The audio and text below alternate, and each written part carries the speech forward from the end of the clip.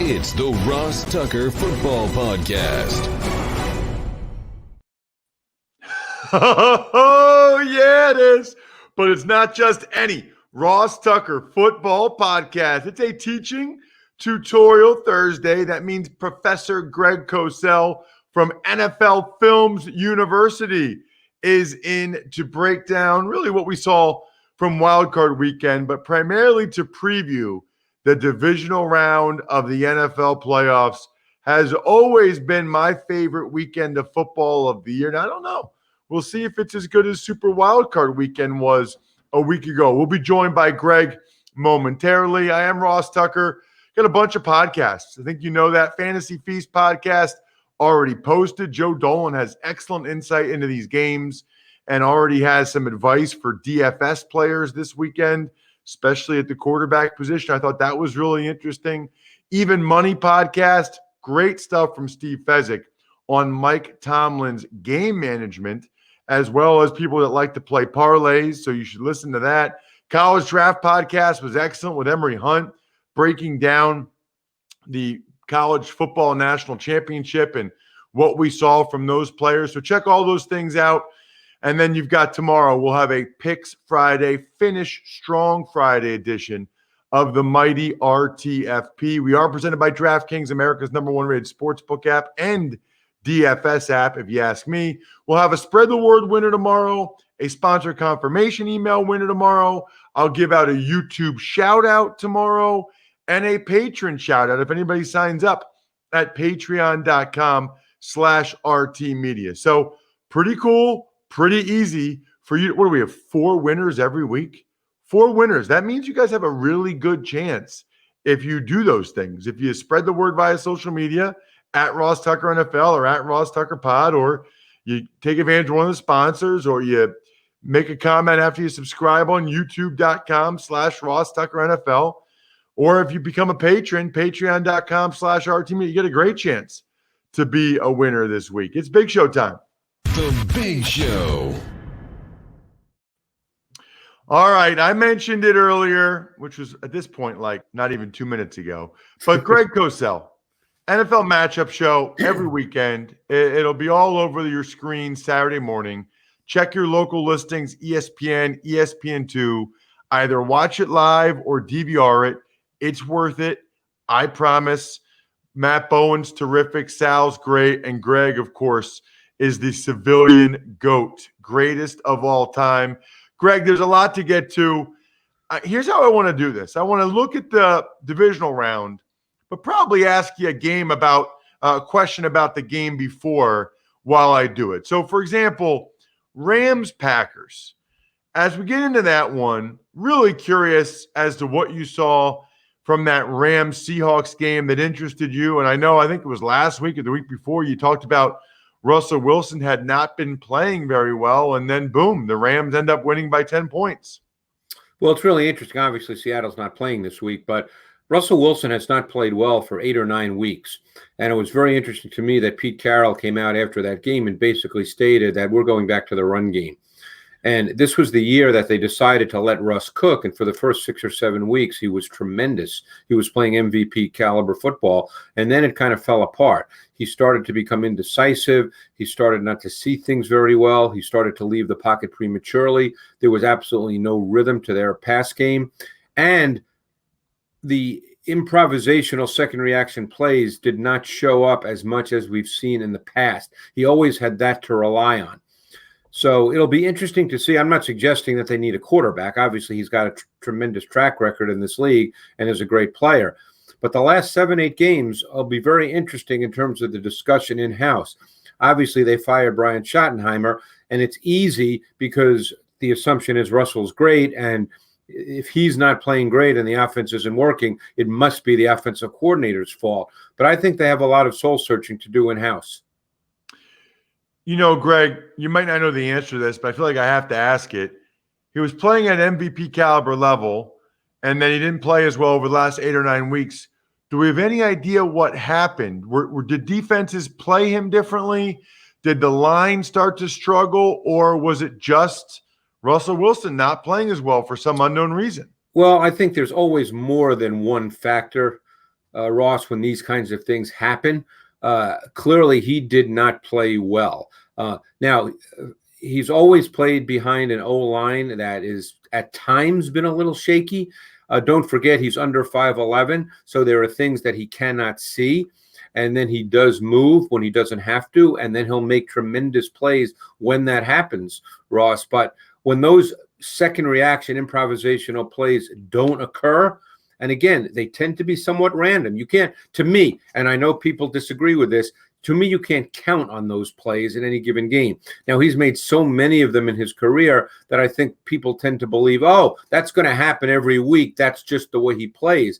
But there's a randomness to those kinds of plays, and they did not happen anywhere near as often over the last part of this season as they had through much of his career. And when they don't happen, then you have to have a pass game that is rhythmic, that has a sense of timing, and they did not have any of that. For O-line was struggled at times. Wilson struggled mightily. So they've got some work to do.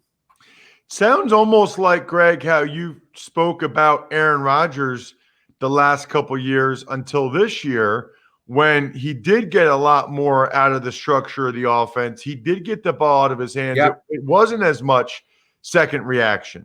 No, and that's exactly right.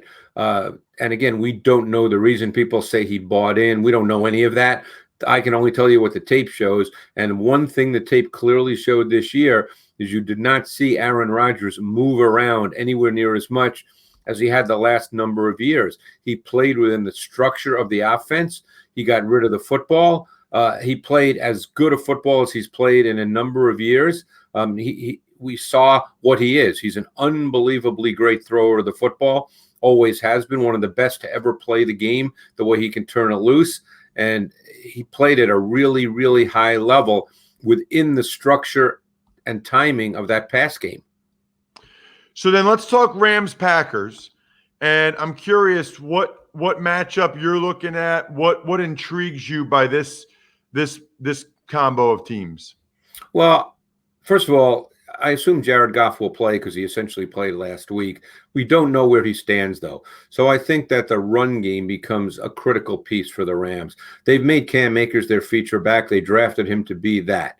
It'll be interesting to see how they run him, out of what personnel packages.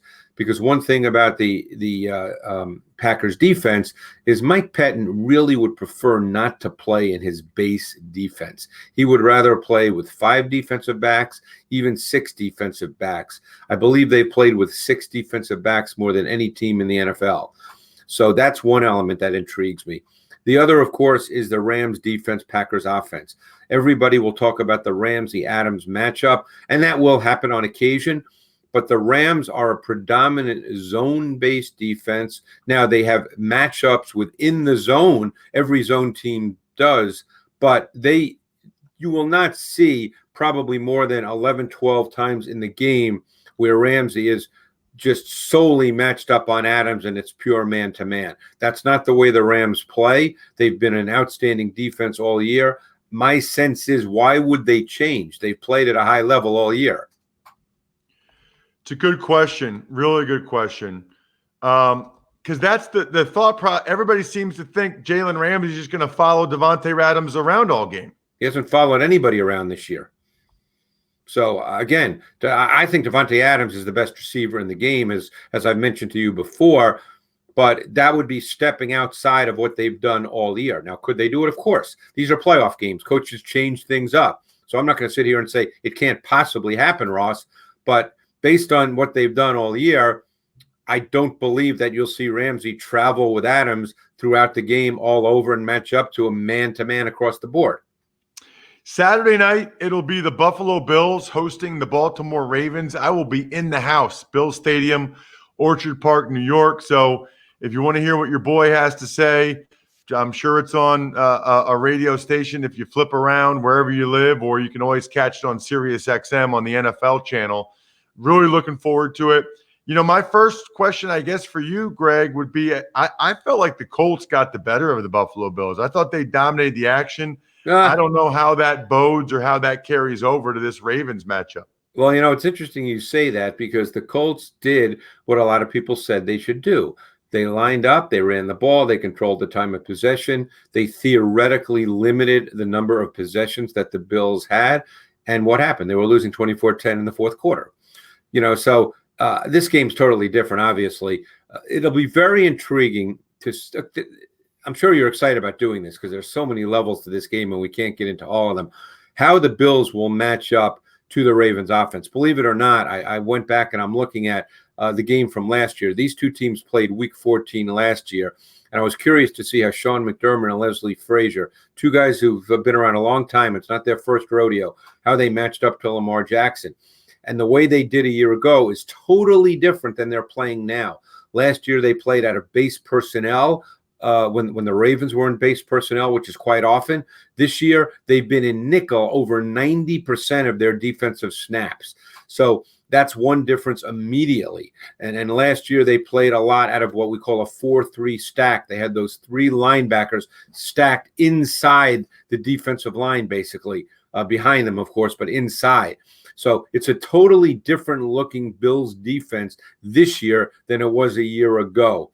So I'm very curious to see what Sean McDermott and Leslie Frazier do, because the Ravens have really enhanced their run game with a lot of different concepts, including that counter, almost a counter tray where they pull two offensive linemen.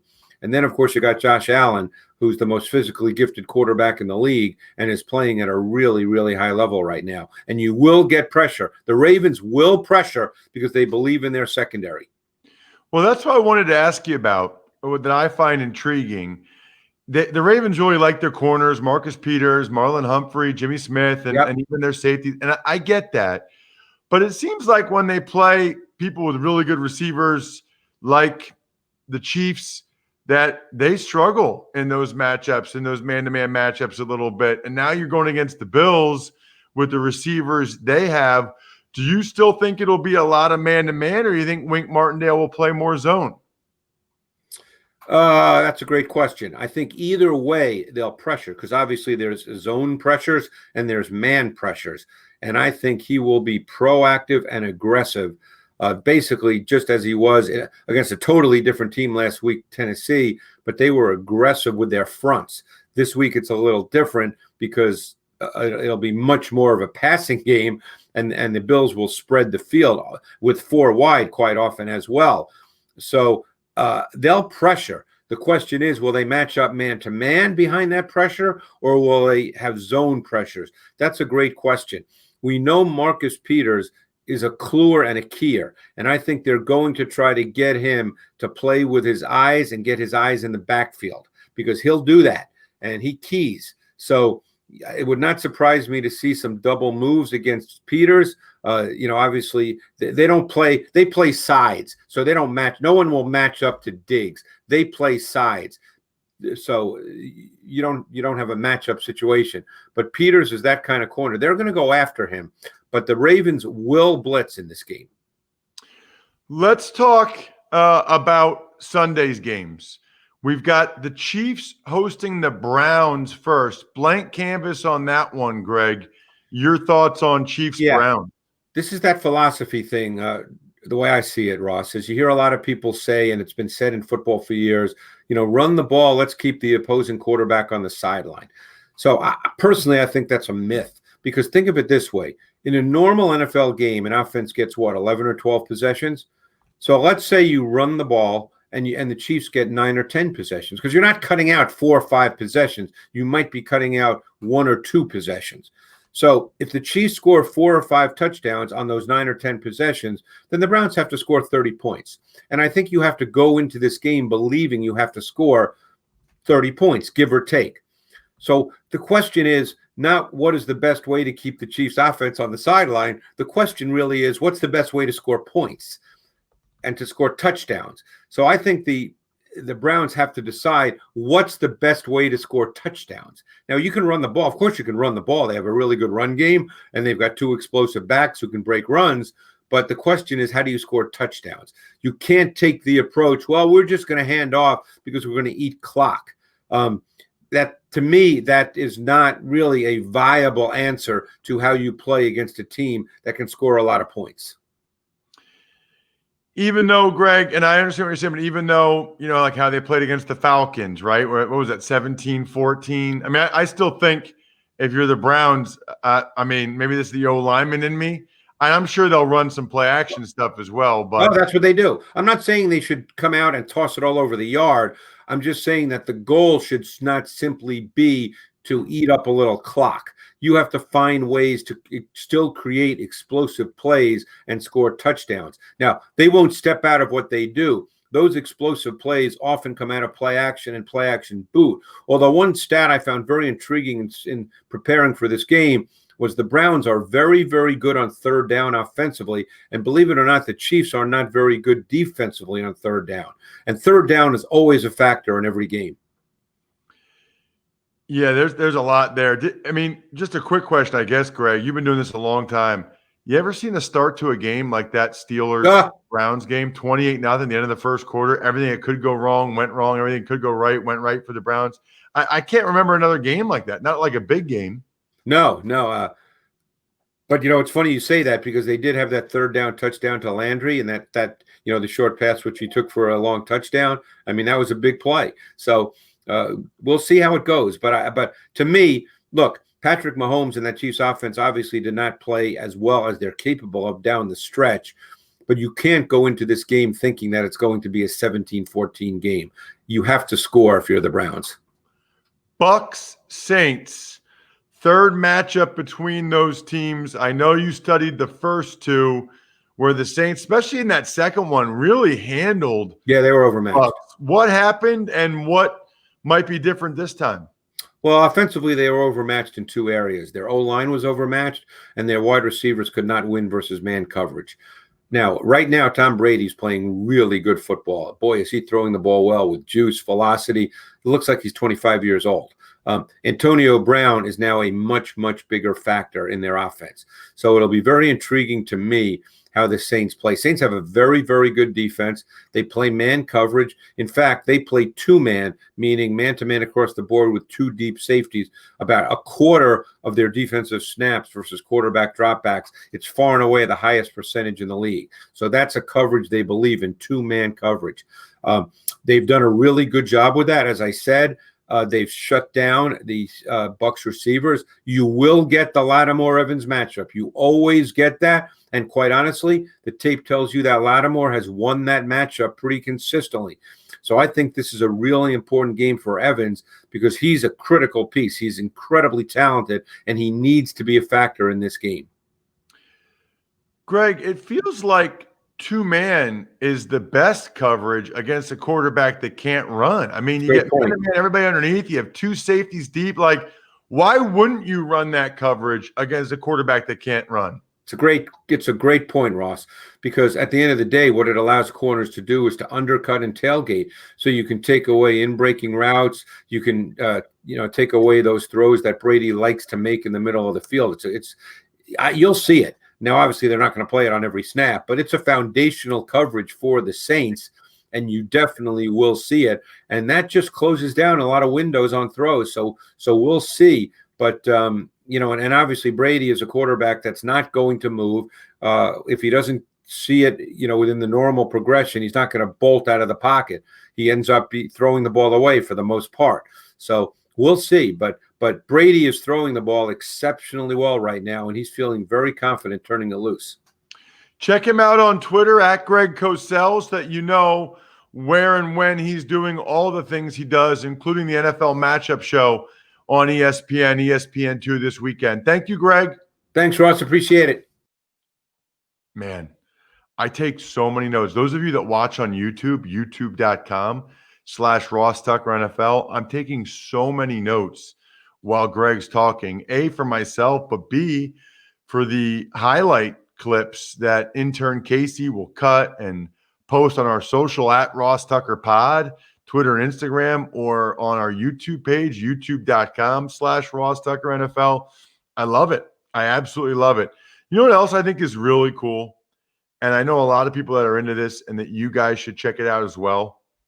Headspace. Headspace is your daily dose of mindfulness in the form of guided meditations in an easy-to-use app. I probably should have asked Greg about this. I bet you Greg meditates. We know because Andrew Brandt has already said, we know Andrew Brandt meditates. You deserve to feel happier, and Headspace is meditation made simple. Go to headspace.com/Tucker. That's headspace.com/Tucker for a free 1-month trial with access to Headspace's full library of meditations for every situation. This is the best deal being offered right now. Head to headspace.com/Tucker today. Very, very cool way to meditate for those of you that are into it. And if you're not, you should try it. Tuck's Takes. Morning. Good morning, Bri. Thought maybe your mic was turned off again. No. I was just meditating. So, Nice. Let's start today with new general manager in Denver as the Broncos have hired longtime Vikings personnel man George Paton to a 6-year contract. Well, George Paton is a guy that had second interviews with teams like the Jets and the Browns, but he was very, very particular. I mean, he was not just going to take the first GM job. He liked it in Minnesota. He's a guy that has been around a long time. I think back in 2001, my agent, Joe Linta, had me send my tape to George Paton. He might have been with the Dolphins then. I can't remember, but he's been doing it a long time. And he really took his time with wanting to get the right opportunity. And I think he loves the idea of living in Denver. I think it's a great organization. It sounds like he met with the future owner, met with Elway and feels good about it. 6-year contract helps too. I mean, it's got to be at least $2 million a year. So you're locking in $12 million. Unbelievable. Good for him. I don't know anybody that says anything bad about him. Everyone says he's a great guy. Number one, everybody seems to really think he's very good at what he does. Number two, so good for him. I'm happy for him. I like when guys that are I can't think of the word, Bri, but like when you're very particular about what you're going to choose. Can you think of it? No, just, it's a Very particular, specific, very discerning, maybe. Very discerning. I don't know. Somebody will come up with a better word. At Ross Tucker NFL, at RossTuckerPod. But when you have options and you're like, no, not the best. I'm gonna wait for this one. He was patient. He was something. I can't think of it. Anyway, I'm happy for him. I like when guys that have really paid their dues, that have done a good job based on all accounts and are good people. I like, based on what we know, I like when they get these jobs. selective. Is that a word? Yes. Very selective. Good, Bri. That was what I was going for. All right. Gosh. Now you could have waited, and then we would have had a bunch of people would have tweeted, and we could have given the credit to a listener. Now it looks like you're better than me, which we know isn't true. You're smarter than me. False. Like now it just blew up in my face. Tuck's Takes. Meanwhile, in Chicago, the Bears made it official. They're going to keep general manager Ryan Pace and head coach Matt Nagy for another year. I'm actually surprised, Brian, that doesn't happen more often, right? Like we're doing this live. We don't go back and edit it or retape stuff. I'm actually surprised I can't find the exact word I want to use more often. Because, I'm talking a lot. And I know a lot of you are sitting there being like, just selective. Say select. How can you not say so? Because it just doesn't always come to you when you're live recording. So the Bears are not as selective, evidently. I thought Matt Nagy should get another year. He hasn't had a losing season yet. He's been there 3 years, made the playoffs 2 of the 3 years. I thought Nagy deserved another year. But Ryan Pace, he just doesn't have a very good batting average. I think he's been there 7 years. I think he got to hire John Fox or came in with John Fox, and he hasn't been able to fix the quarterback position all 7 years he's been there. So, look, they all have a batting average. None of them are perfect. I guess I just kind of felt like Ryan Pace's batting average wasn't very good. My guess, though, is the Bears want to keep those guys tied together and have the thought process of, if it doesn't go well this year, they'll get rid of both of them. All I want for Matt Nagy is a legitimate quarterback, is for Pace to somehow get him a legit quarterback. Tuck's Takes. On the COVID front, the Cleveland Browns are getting cornerbacks Denzel Ward and Kevin Johnson back off of that list. Packers put newly signed tackle Jared Veldheer on that list after he tested positive. Big Jared Veldheer week on the Ross Tucker Football Podcast. We mentioned that he had been signed by the Green Bay Packers off of the Colts practice squad after he started on Saturday for the Colts. On Monday or Tuesday, we talked about that. We even touched on it yesterday with Andrew Brandt, and then now he's test positive for COVID. So he's on the COVID list and won't even be able to play now. Kind of a bummer. Obviously the Packers felt like they needed him. I don't know if he's going to start, but he certainly, I think, would have been their swing tackle. So that's a loss for the Packers, especially if they suffer an injury in any of these games coming up. I mean, no Bakhtiari is significant for these Green Bay Packers. It's funny. I got a message from a Pro Bowl player, Bri, who told me that this year players actually get a credited or accrued season if they only play in one game. They're only on their roster for one game. Previously, it's a credited season if you're on a roster for 3 games, or it's an accrued season, so you move forward towards free agency. It really is more of a free agency thing if you're on a roster for 6 games. But I had a Pro Bowl player say it's actually just 1 game this year, Ross, because they saw my reply to Adam Schefter. So I was wrong on that. Huge, by the way, for the Browns to be getting their corners back, Denzel Ward, Kevin Johnson, to going up against the Chiefs. I mean, you need corners that are competent against the Chiefs. We saw what Big Ben did in the second half to that Browns secondary. So very significant for them to be getting those guys back. Look, I still think they should play zone and keep everything in front of them, but those guys are better players. Speaking of better, one of the best gifts you can get these days are just kind of fun, something fun. These cameo videos I do for you guys. It's a blast. If you ever thought you wanted something cool, unique, different for someone for a birthday, shout out to my sister. It's her birthday today, by the way. No chance she listens, but now at least I'll get to tell her that I said on my podcast, happy birthday to her. Happy birthday, Bryn, Bryn. That is my sister's name. So she's 4 years older. So anyway, if you ever want to shout out, just do it on Cameo, or just make sure you subscribe to our YouTube page, youtube.com/RossTuckerNFL, and then comment on any of the videos that we post, whether it's the full episodes or the highlight clips. I see every comment that comes through. So I'll announce a winner tomorrow, and you can get a free Cameo-style shout-out for the YouTube folks. Let's get to an email, Brian. Ever wanted to ask an NFL player a question? Well, here's your chance. It's time to Ask Ross. Email address, ross@rosstucker.com. If you take advantage of any of our sponsors, there's a lot.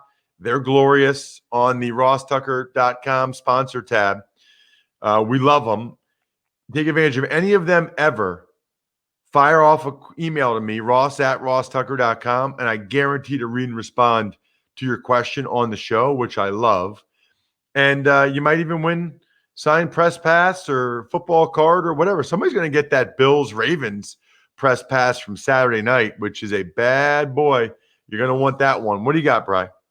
Hey, Ross, my buddies and I always get into this conversation, and the argument is this. If the number 1 college team, let's use Clemson at full strength, plays the worst NFL team, let's use the Jets as an example, what would the final score be, and what would you think the spread would be? I'm on the side that Clemson would not even score, and they would have zero chance of doing anything during any aspect of the game. It would just simply be a blowout. Everyone else thinks that they would get lucky at least one time, draw a PI, and kick a field goal at some point, but I don't see how that would happen.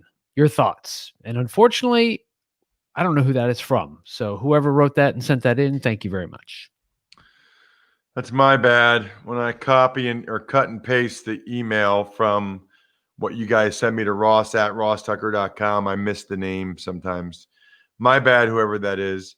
I'm with your friends, though. Let's just say Alabama against the Jags, okay? The Jags would win. The Jags would win by double digits.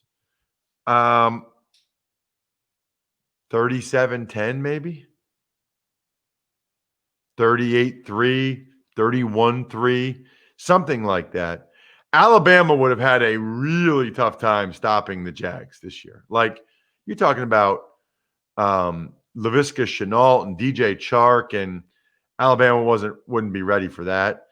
I think with Devontae Smith and Najee Harris and that O-line, that perhaps Alabama would have been able to score at some point, get a field goal or something. So the spread would probably be 20-something.